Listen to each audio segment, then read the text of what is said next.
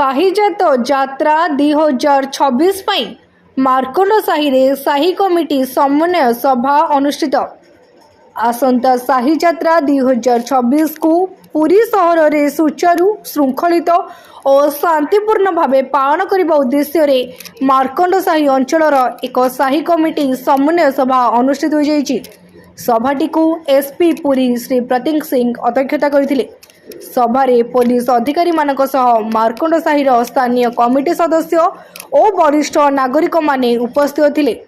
ଏହି ସମନ୍ୱୟ ସଭାରେ ସିଟି ଡିଏସପି ଶ୍ରୀ ରଶ୍ମି ରଞ୍ଜନ ମହାପାତ୍ର, ଟ୍ରାଫିକ ଡିଏସପି ଶ୍ରୀ ରାଜକୁମାର ପରିଡ଼ା, ଟାଉନ ଥାନା ଅଧିକାରୀ ଶ୍ରୀ ଗୋକୁଳ ରଞ୍ଜନ ଦାସ, ଟ୍ରାଫିକ ଥାନା ଅଧିକାରୀ ଶ୍ରୀମତୀ ସଙ୍ଗୀତା ଦାସ ସହ ଅନ୍ୟାନ୍ୟ ପୋଲିସ ଅଧିକାରୀମାନେ ଯୋଗ ଦେଇଥିଲେ।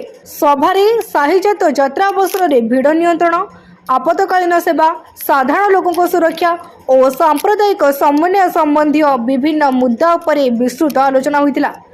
यात्रा समय साही माध्यम जाउथिबा प्रमुख रूट और विकल्प रूट चिन्हट कर पूर्व प्रस्तुति नेबाकू निष्पत्ति होता।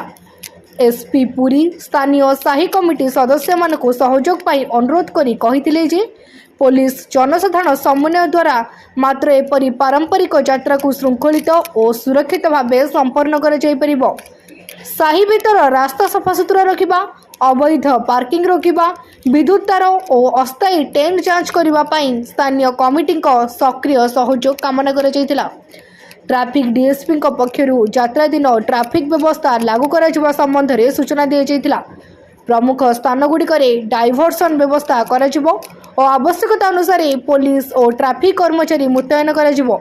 सिटी डीएसपी और टाउन थाना पक्षर साही अंचल संवेदनशील स्थान, संकीर्ण रास्ता और भिड़ होगा संभावना थिबा पॉइंट गुड़िकर तालिका प्रस्तुत कर पूर्व प्रस्तुति नेबाकू निर्देश दि जाता। यात्रा समय सीसीटीवी माध्यम नजरदारी, पेट्रोलिंग और क्विक रेस्पॉन्स टीम सजग रहिबे। स्थानीय साही प्रतिनिधि माने सभारे तांकर समस्या और प्रस्ताव उपस्थापना करथिले। पुलिस पक्षर से गुड़ी को गुरुत्वर सह नहीं पर्यायक्रमे समाधान करा जिवो। पुरी पुलिस पक्षर समस्त नागरिकों को आगामी साही यात्रा समय ट्राफिक नियम मानिबा, पुलिस को सहयोग करने और श्रृंखला रक्षा करने अनुरोध करा जाउछि। समस्त मिलित प्रयास रे साही यात्रा 2026 शांतिपूर्ण और सुरक्षित भाव पालन हेबो बोली पुरी पुलिस आशा व्यक्त करिछि।